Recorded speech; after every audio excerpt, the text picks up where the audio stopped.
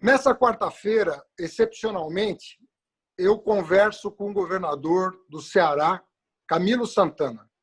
Certamente um dos melhores governadores da história do Ceará, um dos melhores governadores do Nordeste atual, que, aliás, tem uma safra incrível de governadores e uma liderança nacional das mais importantes do nosso país. Boa noite, Camilo. Boa noite, Haddad. É um prazer poder participar do seu programa. Para mim é um privilégio.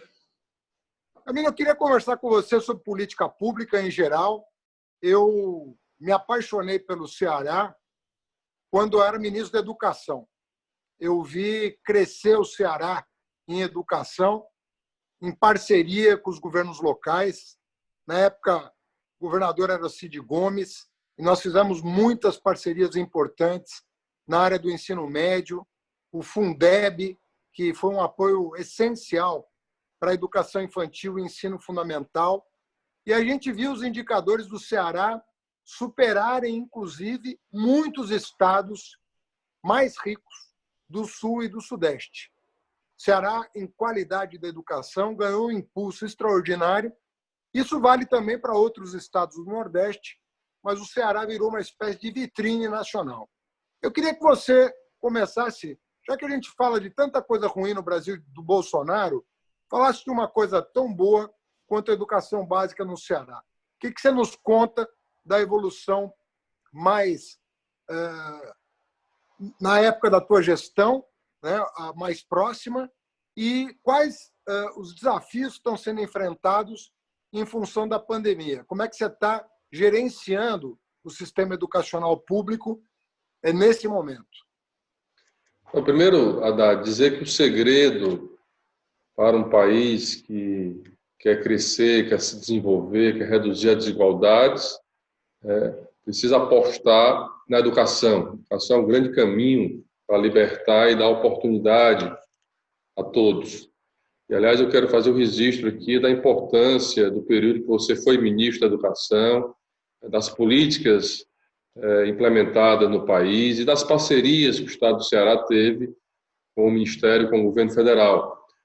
O Ceará, ao longo desse período, teve muito apoio, mas criou uma lógica importante, que foi uma lógica da pactuação com os municípios. Até porque a responsabilidade da educação por parte do Estado é o ensino médio, apesar também de nós termos 3 universidades estaduais. E a responsabilidade do ensino básico é dos municípios.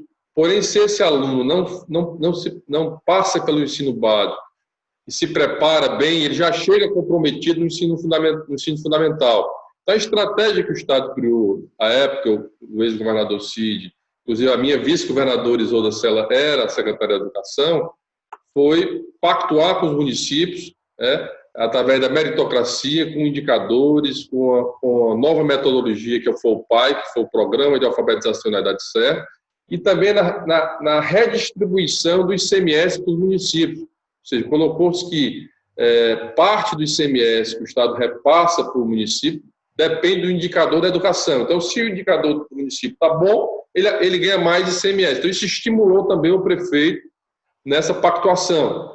Então, o Estado, ao longo desse período, no ensino básico, deu um salto impressionante, né, nesse período, uma política implementada desde 2008, e que, inclusive, hoje, no último IDEB, das 100 melhores escolas públicas do ensino básico, 82 são cearenses. Então, mostra a evolução.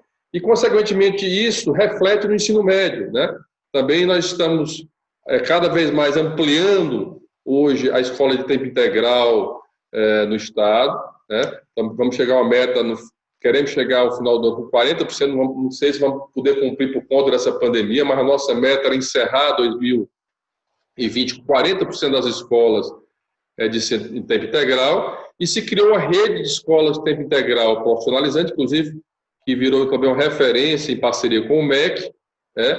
Hoje o Ceará tem a maior rede de escolas, de número de escolas, hoje já são 124 escolas de tempo integral de ensino médio para os alunos da rede estadual.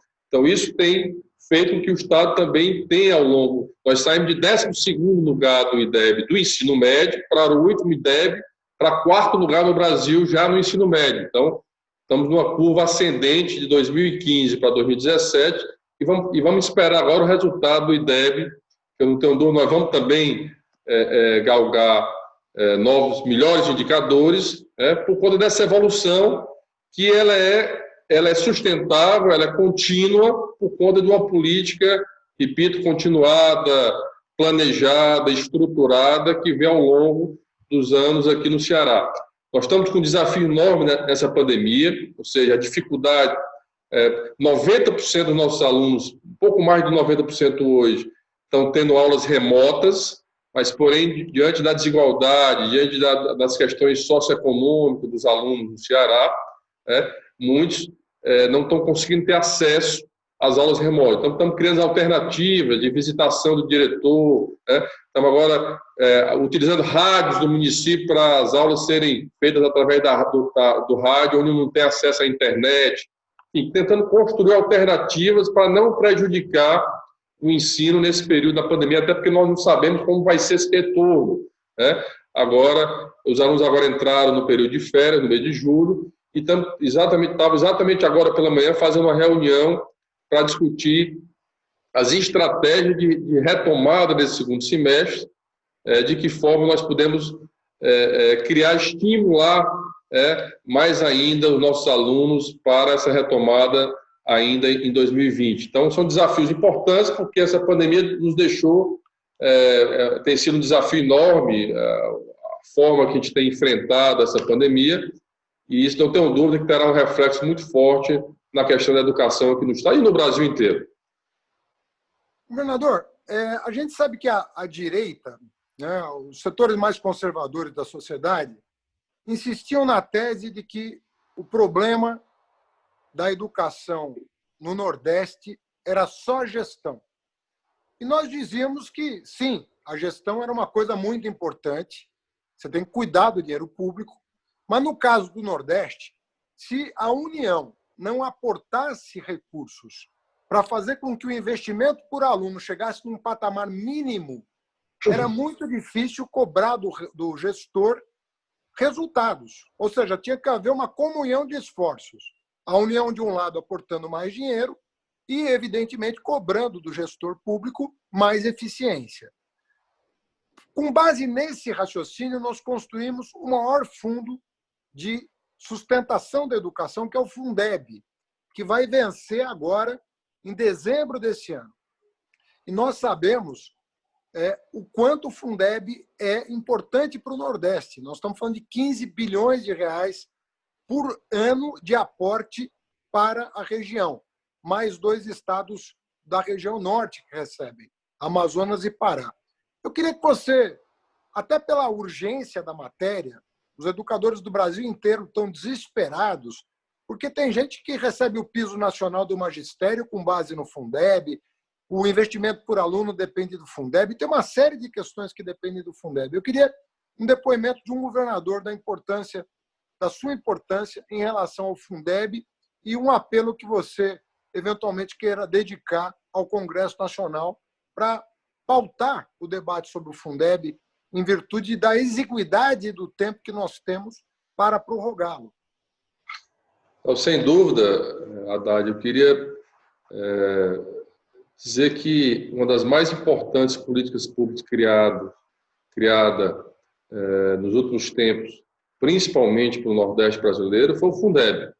O Fundeb mudou a realidade das escolas municipais, das escolas estaduais, principalmente das escolas municipais, porque quando se fala em gestão, a gestão precisa ter foco, ter meta, ter indicadores, ter acompanhamento, ter meritocracia, mas é fundamental ter recursos, ter uma boa escola, ter uma boa estrutura, um ambiente. O ambiente ele influencia demais, ter bons professores estimulados, bem remunerados, e o Fundeb proporcionou isso. Foi capaz de dar melhorias na qualidade, na remuneração dos professores, na qualidade das escolas. Então, isso foi fundamental e tem sido fundamental. é a renovação do Fundeb. Nós iniciamos essa discussão desde o ano passado, governadores do Brasil inteiro, tivemos um diálogo com o Congresso Nacional, com o presidente da Câmara, com o presidente do Senado. Veio essa pandemia, mas nós continuamos dialogando de forma virtual e defendemos que, inclusive, seja feita uma emenda à Constituição, para que o Fundeb vire uma política aprovada dentro da nossa Constituição, enquanto lei, para que não seja mais com medida provisória. E fundamental também que tem defendido que aumente os recursos do Fundeb. É fundamental, esse país precisa colocar e continuar o que foi feito na sua época como ministro, de dar prioridade à educação do nosso povo. Sem educação, nenhum país, nenhuma sociedade constrói, se fortalece, se desenvolve, diminui a desigualdade se for através da educação. Então, a mensagem que eu quero deixar é que a decisão até o final do ano da renovação do Fundeb, de fazer com que o Fundeb seja uma emenda à Constituição, de aumentar os recursos do Fundeb, precisa ser um movimento de todos que acreditam no Brasil, na democracia, e no futuro do nosso país. Portanto, nós vamos continuar esse movimento enquanto os governadores, mobilizando a Câmara, mobilizando o Senado, para que esse é um patrimônio do povo brasileiro. Essa é uma conquista do Nordeste, uma conquista dos estados que são beneficiados pelo Fundeb. Não tenho dúvida que nós precisamos avançar, se for necessário fazer pressão, vamos fazer um bom debate, um bom diálogo, mas é fundamental a garantia do Fundeb a partir de 2021, que tenha mais recursos para que a gente possa avançar ainda mais na educação nesse país. Governador, vou passar para um outro assunto que também ganhou destaque nacional, que foi o enfrentamento do governo do Estado em relação à bandidagem. Bandidagem, sobretudo dentro dos presídios, e da corajosa decisão de utilizar os presídios federais para dar um basta na maneira como o crime se organizava a partir do cárcere, a partir dos presídios. Eu sou da tese, eu queria até te perguntar se essa tese tem correspondência na tua experiência. Eu estudei a segurança pública no momento em que eu elaborava o programa de governo do candidato Lula, em 2018. Nós queríamos que ele fosse candidato a presidente da República. Então, eu era o coordenador do plano de governo. E uma das questões-chave que apareceu era a importância do presídio federal, ou seja, da decisão tomada pelos governos do PT de construir um complexo que numericamente não é tão grande, mas que é muito importante para fins de gestão do sistema carcerário brasileiro. Porque você consegue, a partir do deslocamento de presos que têm um potencial maior de organização do crime a partir da cadeia, você consegue dar um basta em várias das ações. Eu queria que você desse um depoimento respondendo duas perguntas. Primeiro, se há mesmo uma importância, se existe essa importância do sistema federal, sistema penitenciário federal, se isso teve um papel em debelar a crise que aconteceu em vários estados, mas também no Ceará, e se você atribui a que outros fatores o sucesso que você teve. Estou falando dos indicadores pré-pandemia, portanto, estou falando de indicadores não dessa fase, porque essa fase, a quarentena deve ter alterado muito isso, para o bem e para o mal, mas nas fases pré-pandemia, uma queda drástica, se eu não me engano, de cerca de 50% no indicador de homicídio no estado do Ceará. Então, qual o papel do sistema federal de presídios? E dois, a que outros fatores você atribui esse indicador? Primeiro, Haddad, esse tema é um tema desafiador, é um tema que eu venho, inclusive, debatendo ele desde o início do meu primeiro governo, a necessidade de uma coordenação nacional para enfrentar essa questão da segurança e da violência. O problema da violência ultrapassou as fronteiras dos estados. O Brasil hoje tem uma das maiores populações de carcerários do planeta, e combater a violência, combater e trabalhar a segurança Você primeiro, são dois caminhos. Primeiro, a prevenção, né? E a prevenção é exatamente o tema que a gente acabou de discutir, a educação, é garantir uma escola de tempo integral para essa meninada, dar oportunidade dessa meninada sonhar, ter esperança. Então, esse é um caminho que nós precisamos investir muito nisso. Depois, a estrutura de segurança, né? Se não tiver uma coordenação nacional, uma inteligência integrada dos estados, porque hoje um criminoso do Rio de Janeiro dá uma ordem no Nordeste, o cara do região Norte dá uma ordem no Nordeste, no estado do Sudeste, enfim. O crime ele se nacionalizou, aliás, ele ultrapassou as fronteiras dos estados e do próprio país. E a Constituição é clara, diz que a responsabilidade de proteger as fronteiras, de combater o narcotráfico, é do governo federal. Porém, aqui a gente construiu uma política, eu só acredito em qualquer política pública se ela for planejada. É como o caso da educação, planejada e continuada, né? Aqui a gente teve desde o início uma parceria com o Fórum Nacional de Segurança Pública para identificar os gargalos, identificar as fragilidades e poder construir um planejamento de ações, né? Então, ações de prevenção, por isso o esforço da Escola de Tempo Integral, o esforço da política de areninhas, que é uma política de esporte forte que a gente tem, o esforço de uma política da infância, das crianças, já pensando no futuro, né? E também o esforço de estruturar com inteligência, com estratégia, a área da segurança. Não só contratação de profissionais, de tecnologia, mas tinha um item nessa questão que há um debate fundamental dentro dessa questão, que era o sistema prisional. O sistema prisional, a grande maioria do sistema prisional dos estados, né, se transformaram em escritório do crime. Ou seja, o cara era preso, mas lá de dentro ele comandava o tráfico fora das ruas, né? E, diferentemente, são sistemas super abarrotados de pessoas, ou seja, ultrapassam os limites. E o sistema federal é um sistema mais controlado, né, mais rigoroso, né, um sistema que não permite ultrapassar o limite, porque quando você prende uma pessoa, você tem que colocar em um canto. Se você não tem presídio suficiente, o presídio começa a ter superlotação. Então, o papel do sistema prisional federal tem tido um papel importante, evitando comunicação, controlando melhor os presos dentro desse sistema. Qual foi a decisão que nós tomamos aqui? Eu quero transformar o sistema prisional estadual no modelo do sistema federal, ou seja, sem comunicação, com controle, com disciplina. E aí foi a decisão que eu tomei já nesse meu segundo governo. Fiz uma reestruturação e resolvi manter o rigor da lei, acabar com as regalias, com tudo que existia anteriormente, né, dentro do sistema. Por isso que aconteceu aquela reação todinha do crime organizado aqui no Ceará, por conta das intervenções dentro do sistema.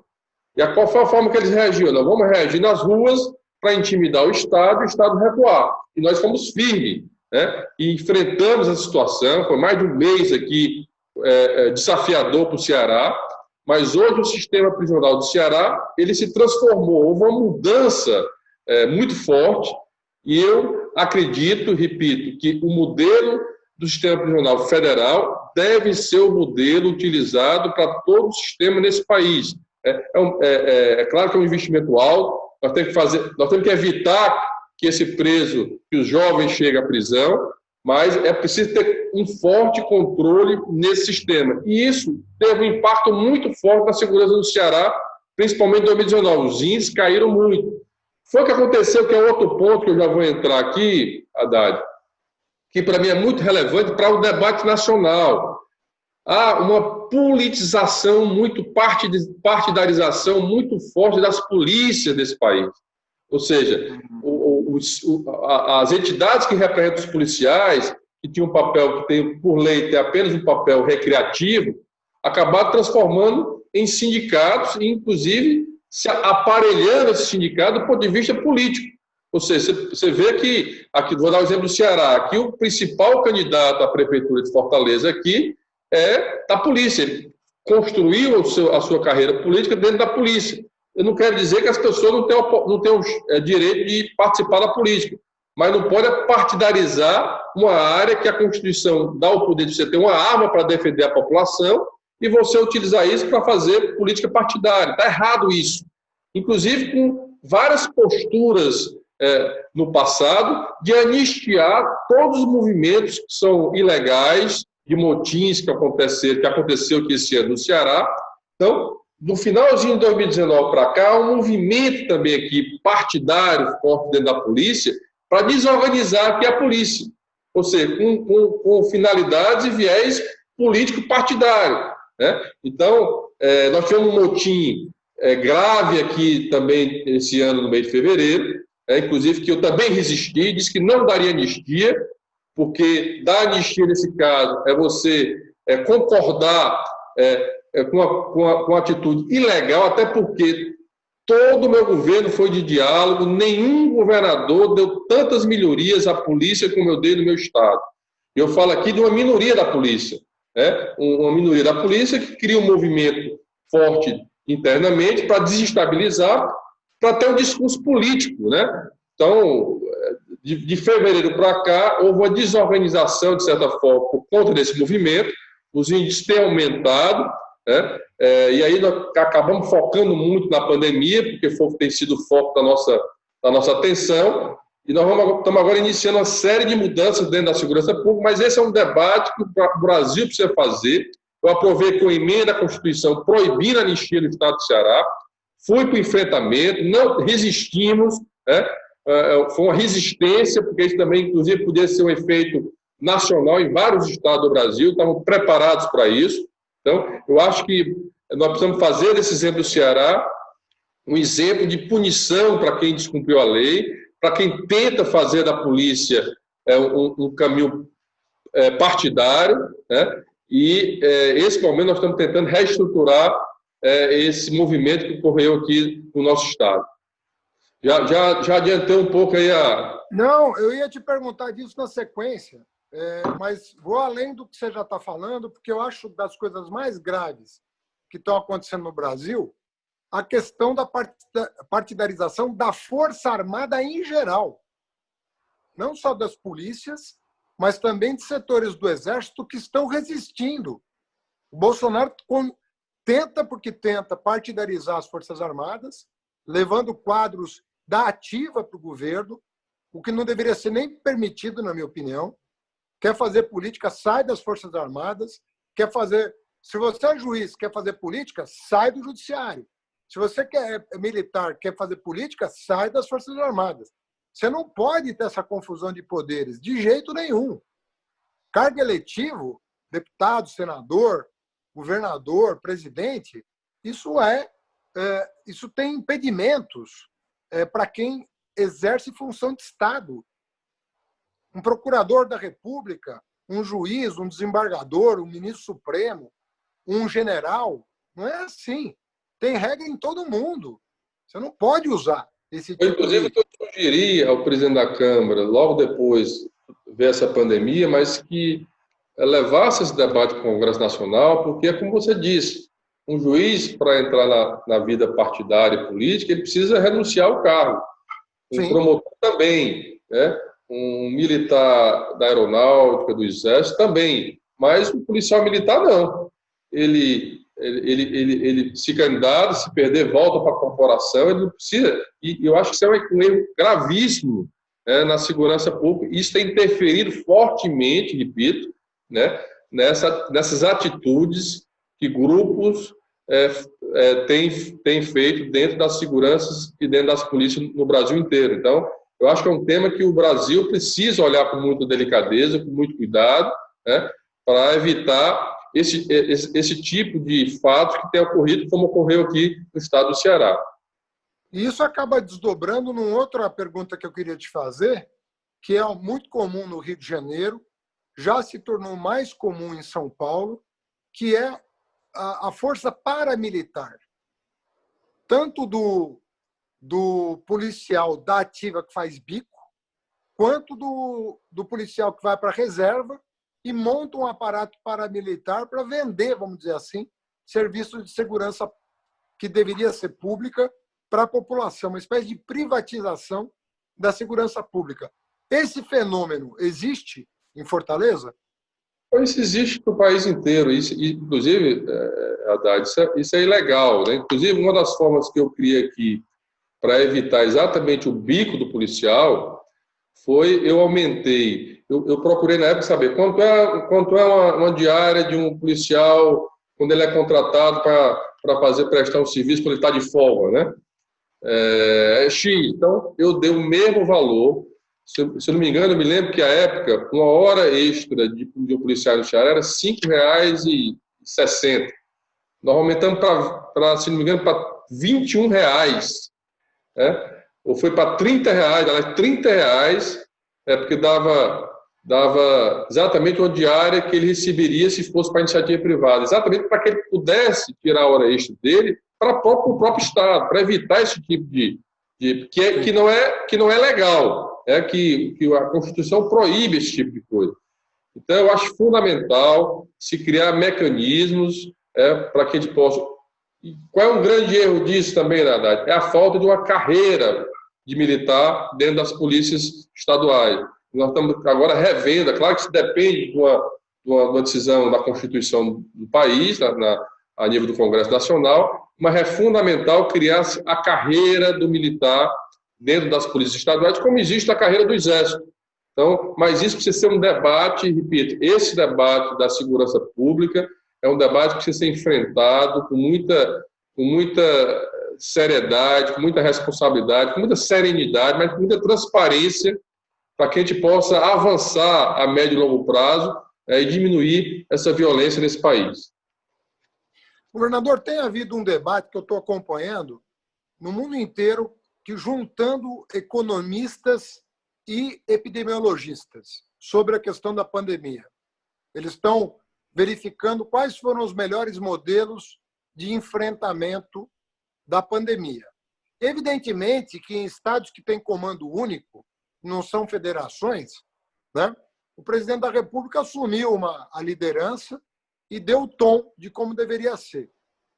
Em países federativos como o nosso, o presidente da República deveria, na minha opinião, ter convocado os governadores, feito uma grande concertação em torno de protocolos para saber em cada caso como atuar, porque a realidade dos estados é muito diferente uma da outra. Para isso que serve protocolo, para você saber o momento do isolamento, o momento do lockdown, o modelo do relaxamento. Tudo isso tem hora para fazer, tem critério técnico para fazer. E o que se viu no Brasil foi um presidente praticamente sabotando o trabalho de governadores e prefeitos, sobretudo governadores, a ponto de criar uma crise institucional que acabou chegando ao Supremo Tribunal Federal, e ele fez a leitura errada, inclusive, da decisão do Supremo. Porque o que o Supremo está dizendo é o seguinte, olha, se um prefeito está achando que a situação do município dele exige um lockdown, não pode o presidente mandar abrir se ele não tem leito de UTI na cidade dele, se ele não tem... Ou seja, agora, também não cabe a um prefeito relaxar uma norma federal. Se o presidente assumir a responsabilidade e baixar uma norma mais rígida, obviamente que governadores e prefeitos têm que atender o comando do presidente. Isso não aconteceu no Brasil. Não aconteceu por um simples fato. O presidente se negou praticamente a liderar o processo. E, na minha opinião, ao contrário do que aconteceu no resto do mundo, onde os governantes cresceram em popularidade, aqui, como nos Estados Unidos, se viu o contrário. A perda de aprovação e de popularidade em função de uma crise de liderança, eu diria, e da falta de comando centralizado, de gabinete de crise, para não falar que nós estamos sem ministro da Saúde há quase 2 meses. É um negócio inacreditável. Eu queria, como o Ceará sofreu muito por conta disso, sobretudo porque tem um aeroporto muito importante por onde entra, né? Por onde entrou a pandemia no Brasil. A pandemia entrou pelos aeroportos, né? Eu queria que você, mais ou menos, fizesse um histórico do que se passou nesses meses e o que você está fazendo, como é que você está enfrentando essa questão à luz do descaso, né, do governo federal, que é um assunto, é um não assunto, né, em Brasília, a questão da pandemia. É um não assunto. Não se trata do assunto. Bom, primeiro, sem dúvida, Haddad, que o grave problema dessa pandemia é a falta de uma coordenação nacional. você não tem uma liderança nacional, né? Você não tem, como você disse, há quase 2 meses sem um ministro da saúde, em plena pandemia, para dar, inclusive, as diretrizes, né, as orientações, o debate, o diálogo com os entes federados. Então, eu acho que o grave problema dessa pandemia é isso. Então, os estados, os governadores tiveram que assumir, governadores e prefeitos tiveram que assumir essa responsabilidade e ter que tomar decisões, né? Então, por exemplo, você falou do caso do Ceará.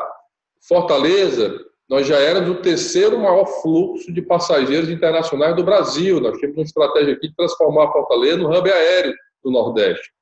Então, nós só estávamos perdendo de fluxo de passageiros internacionais para São Paulo e Rio.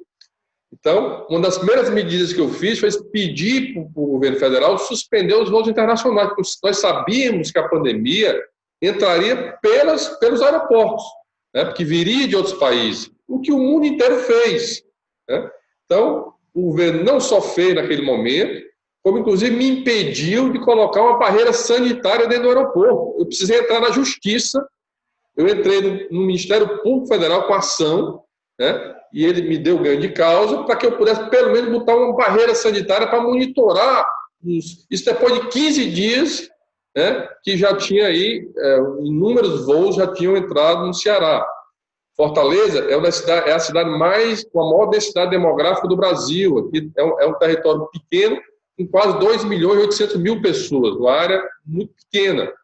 Então, a nossa preocupação é que quando a Fortaleza tem uma desigualdade muito grande. Então, quando essa pandemia chegasse nos bairros mais periféricos da cidade, né, se chegasse numa velocidade muito grande, como isso iria se comportar. Então, a primeira decisão nossa foi fazer o isolamento social, que era a medida mais importante e orientada pela Organização Mundial da Saúde. Eu criei aqui um comitê, toda semana eu reúno esse comitê. Esse comitê eu tenho um comitê científico de saúde dentro do governo, mas tem um comitê mais amplo, como o Ministério Público Federal, Ministério Público Estadual, Tribunal de Justiça, Setor Produtivo, que toda semana a gente debate, né? Até para dividir as responsabilidades, cobrar também das instituições parceiras e tomar decisões, né?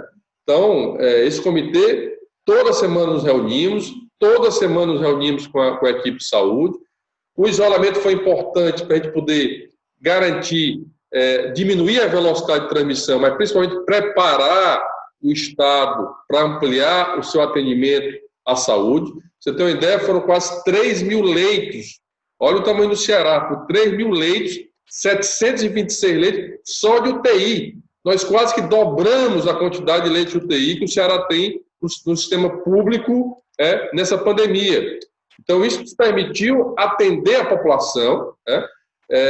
Houve um problema muito sério de comunicação com a população. Você tinha um governador que dizia à população para ficar em casa, que restringia a atividade, tinha o presidente que mandava ir para a rua. Então, imagine a cabeça da população, achando que isso não era nada, que isso não dava em nada. Então, teve esse conflito de informações, isso prejudicou muito essa pandemia. Uma das coisas que a gente fez aqui como prioridade foi testar a população. O Ceará é o estado que mais testa no Brasil, pelo menos até uma semana atrás. Se não for o primeiro, é o segundo, que mais testa no Brasil. Porque é importante testar, essa foi a estratégia que o mundo inteiro teve. E quanto você mais testa, mais comprova caso e mais comprova óbito.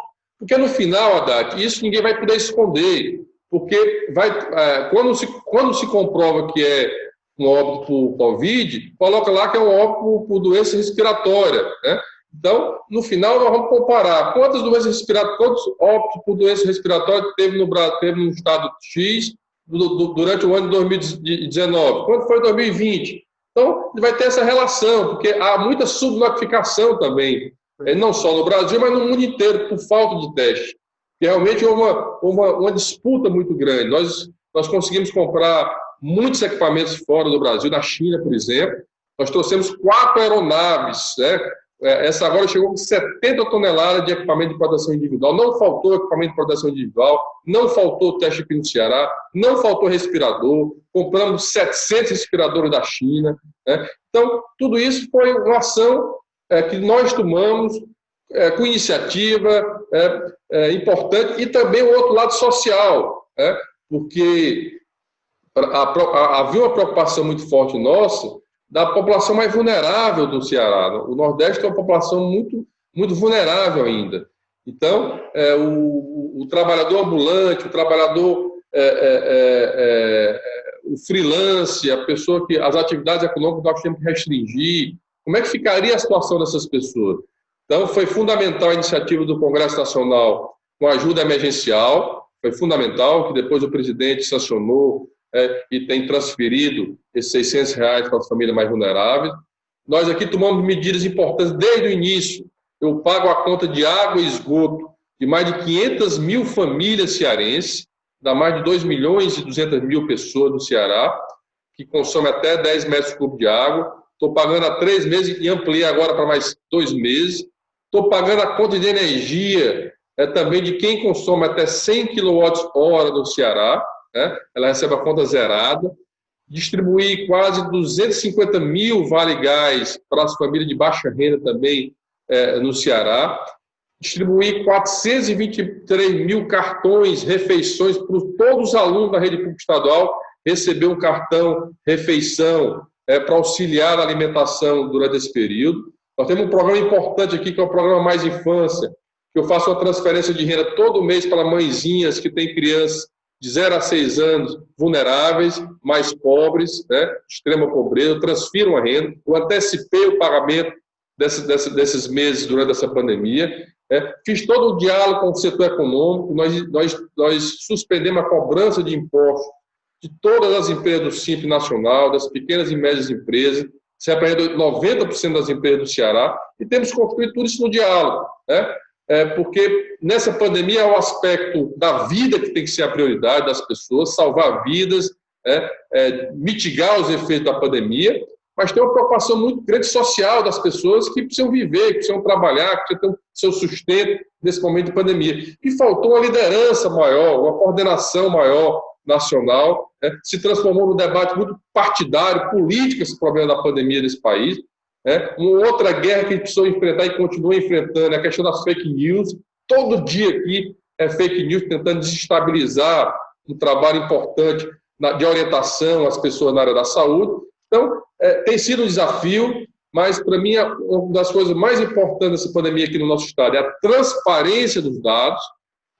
Nós criamos um sistema chamado IntegraSUS, que tem um sistema que todo mundo pode ter acesso às informações de como é que está por cidade, por região, pelo estado, de casos recuperados, de óbitos, de testagem, distribuir equipamento de proteção individual para todos os municípios, tem mantido diálogo, conversa com prefeitos, com todos, no sentido porque nós só enfrentamos uma pandemia como essa, um inimigo que é comum a todos, que ainda há muitas surpresas, muitos questionamentos em relação a esse vírus, é com união, é com diálogo, é com debate, é com parceria, e é isso que ele tem procurado fazer aqui no estado do Ceará, apesar de todos os desafios, repito, da falta de uma coordenação nacional e também da luta contra esses fake news todos os dias aqui no nosso estado. Governador, eu estou querendo falar também de coisa boa, sabe? Eu comecei falando da educação do Ceará, porque eu acho que o nosso povo também precisa recobrar a esperança de que nós vamos vencer essa situação, de que cada 2 anos tem eleição, a gente tem a possibilidade de rever, o que fez no verão passado. E o Brasil é grande, o Brasil é forte, nós vamos superar esse momento difícil. Estou muito curioso para saber a repercussão sobre a transposição lá do São Francisco. O Lula teve a coragem de assumir uma obra que ninguém teve peito de começar, porque era uma obra homérica, uma coisa quase que de ficção científica, Você pegar lá no São Francisco e irrigar o Nordeste todo com várias tramas, de para lá e para cá, vai para Paraíba, vai para o Rio Grande do Norte, vai para o Ceará. Qual é a perspectiva da transposição, da chegada das águas? Em que pé está exatamente? A conexão está feita? E o que isso vai significar para a economia do Ceará e para o povo mais pobre que não tinha acesso à água, a perenização de eventuais rios, né, que sofrem com a seca. Qual é a realidade do Ceará em relação à transposição? Olha, primeiro dizer que essa obra histórica, né, e eu fiz questão de fazer esse registro no dia da chegada das águas ao Ceará, pela decisão corajosa do ex-presidente Lula de iniciar essa obra, né, porque isso exige decisão política, né, e ele teve uma obra que foi prometida durante mais de um século e que ele teve a coragem, pela importância que é uma região sofrida, sem água. Também registrei os outros presidentes que sucederam Lula, que deram continuidade a esse projeto, e que hoje a água chegou ao Ceará recentemente. É uma obra estruturante que vai permitir que a gente possa perenizar o nosso principal rio e a nossa principal barragem, que abastece quase um terço da população do Ceará. Estamos falando em garantir o acesso à água, que o Ceará, eu enfrentei, além dos vários problemas que eu enfrentei no meu governo, eu enfrentei praticamente 6 anos, né? Aliás, no meu governo 5 anos, mas já vinha um ano anterior de seca contínua no Ceará. Você tem ideia, o principal barragem que abastece Fortaleza estava com 4% de volume de água no ano passado. Então, houve um esforço muito grande aqui da equipe técnica do governo de garantir o abastecimento de água humana, e isso sacrificou muito outra área importante, que é a área da produção, né? Então, o eixão da transposição de São Francisco, além de dar segurança hídrica à população, ela vai permitir ampliar, né, várias áreas de produção agrícola que o Estado tem. O Estado tem aqui várias áreas importantes que são irrigadas por as águas que vêm do Castanhão, que agora vai ser garantida com o eixão com a transposição. Então, hoje o Ceará é um dos grandes produtores de banana, é um dos grandes produtores de melão. Várias empresas tiveram que sair, inclusive, do Ceará nos últimos anos por conta da falta de água. Então, eu não tenho dúvida, e quero aqui fazer esse registro, de que a transposição será fundamental para garantir a água de beber, como a gente diz aqui, para o consumo humano, mas permitir ampliar a economia agrícola aqui do nosso estado. Há uma perspectiva enorme, né? Nós estamos num debate agora muito forte em relação à conta dessa água, e eu tenho dito que o governo federal precisa ter a responsabilidade também de subsidiar parte dessa água, não colocar a conta da água, dessa água, só para os estados do Nordeste.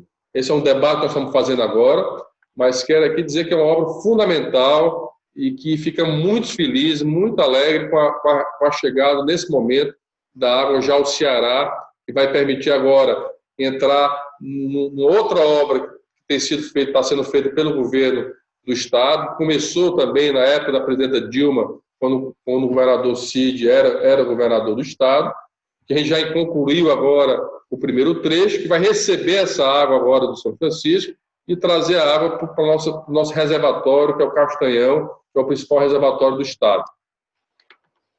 E com isso você garante a segurança hídrica de todo o Ceará, com essa obra? De todo em si não, mas porque o projeto ele continua, esse projeto Cinturão das Águas, que é exatamente pegar a água do São Francisco, fazer uma espécie de cinturão no entorno das áreas mais semiáridas do estado. Então, esse cinturão quando esse cinturão das águas estiver todo concluído, isso sim vai permitir que 100% do estado, a gente chama de conectividade entre bacias hidrográficas do estado. É um projeto belíssimo. O Ceará tem uma experiência em bacias hidrográficas, em conectividade de bacias muito grande, mas faltava o eixão para trazer a água, porque a nossa integração de bacias sempre foi de água que vem da chuva. Se não chover, não tem água. Então, com a transposição de São Francisco, vai nos dar segurança, sustentabilidade para que essa integração de bacias seja contínua. A gente não precisa ficar sempre dependendo de uma boa chuva para ter água no Ceará. Portanto, é uma obra estruturante, fundamental para a vida dos cearenses e para a economia do nosso estado. Governador, nós estamos nos encaminhando para o final. Eu queria que o senhor falasse um pouco da recuperação econômica pós-pandemia. Qual que é o quadro que você desenha? Se já está havendo flexibilização, se algumas atividades estão sendo retomadas com segurança, que eu sei que o senhor tem muita responsabilidade, não vai tomar nenhuma medida que coloque em risco a saúde pública. Como é que está a recuperação pós-pandemia no Ceará? Qual é o quadro que quem está nos ouvindo pode esperar? Bom, Haddad, nós estamos fazendo aqui toda uma retomada, como você disse, de forma muito responsável, muita cautela, né? E dentro de indicadores, né?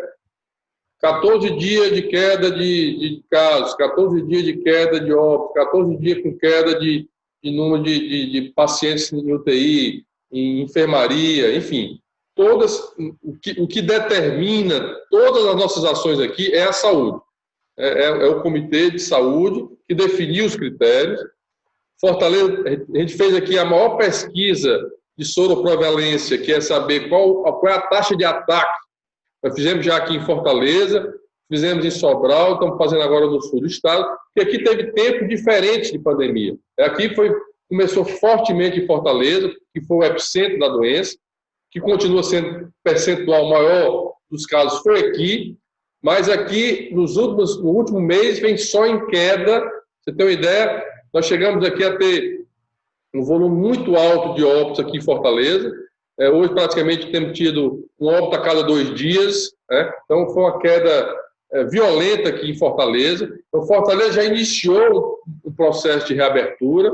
Né? Então, primeiro foi a indústria, depois a construção civil, agora começou parte do comércio. Né? Então, mas com um protocolo muito rigoroso, com fiscalização, com acompanhamento.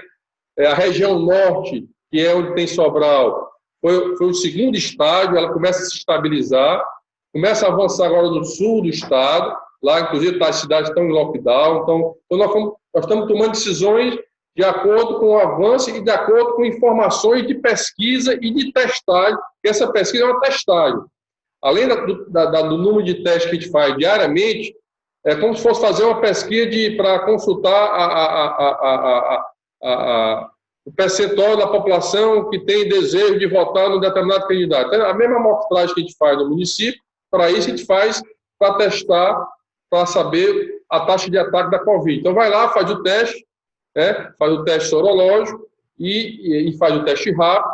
Dentro da amostragem, a gente tem um percentual de taxa de ataque que aquele município tem. Então, a gente está fazendo isso para exatamente para que as nossas decisões sejam tomadas com mais segurança, né? Não de forma bastante científica. Então, a gente tem que estar tendo essa cautela. Tenho dialogado com o setor econômico, fizemos aí um pacote de medidas de desburocratização, de parcelamento aí das dívidas que ficaram durante essa pandemia.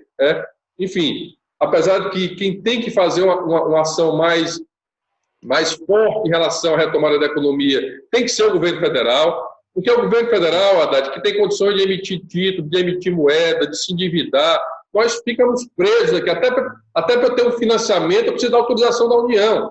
Então, é fundamental o papel que o governo federal terá nessa retomada da economia brasileira. Aqui nós estamos procurando organizar o Estado. O Ceará é um Estado que, historicamente, é um dos estados mais bem equilibrados financeiramente. A gente tem o reconhecimento do Tesouro Nacional, é um Estado equilibrado, é um Estado que tem muito zelo com a questão das finanças, até porque sem capacidade de investimento, a gente não consegue trazer os resultados à população. Então, para você ter uma ideia, Haddad, o Ceará, nos últimos 5 anos que eu sou governador, tem sido o estado que mais faz investimento público no Brasil, proporcionalmente, percentual da receita, é o Ceará. Então, inclusive, fomos agora, de novo, em 2019, o primeiro lugar do Brasil. Nominalmente, a gente fica ali entre terceiro, já fomos o segundo, já perdemos só para São Paulo, e olha o tamanho de São Paulo para o tamanho do Ceará. Mas é fundamental. Então, nós estamos agora construindo os caminhos para a gente, nessa retomada agora do segundo semestre, o papel dos investimentos do poder público será fundamental para a retomada da economia. Ou seja, nós estamos construindo e melhorando a capacidade para que o Estado possa agora, nesse segundo semestre, fazer um volume de investimento importante, porque isso gera emprego, isso movimenta a economia, isso é importante para a retomada do crescimento do Ceará. E temos feito isso, repito, com muito diálogo, envolvendo a todos. É dessa forma que eu tenho sempre procurado governar o nosso Estado, dialogando, construindo as saídas dos caminhos com todos os setores da sociedade. Bom, excepcionalmente nessa quarta, eu conversei com aquele que eu considero um dos melhores governadores do país, da história do país, gestor de mão cheia, Camilo Santana. Acompanhei e acompanho com muito interesse a sua administração. Na próxima segunda, nós voltamos ao horário normal, às 20 horas, na OTV e nas redes sociais. Queria te agradecer, Camilo, a generosidade de ter me atendido e de ter exposto esse plano de ação tão robusto, com tanta qualidade técnica, como você sempre faz. Grande abraço para você. Eu quero lhe agradecer, Haddad, você sabe da minha admiração por você, não só como profissional, mas como homem público. Seu trabalho em defesa da educação, o seu grande trabalho, extraordinário trabalho enquanto ministro. Para mim foi um prazer participar do seu programa, me sinto feliz e será um prazer também voltarmos a debater futuramente outros programas seus. Boa sorte aí, que a gente continue essa luta em defesa do nosso país, em defesa da democracia, que não pode correr risco nesse momento, nesse país. E um abraço a você, que a gente possa continuar essa nossa luta. Tamo junto, Camilo. Grande abraço para você. Boa noite, Um abraço. gente.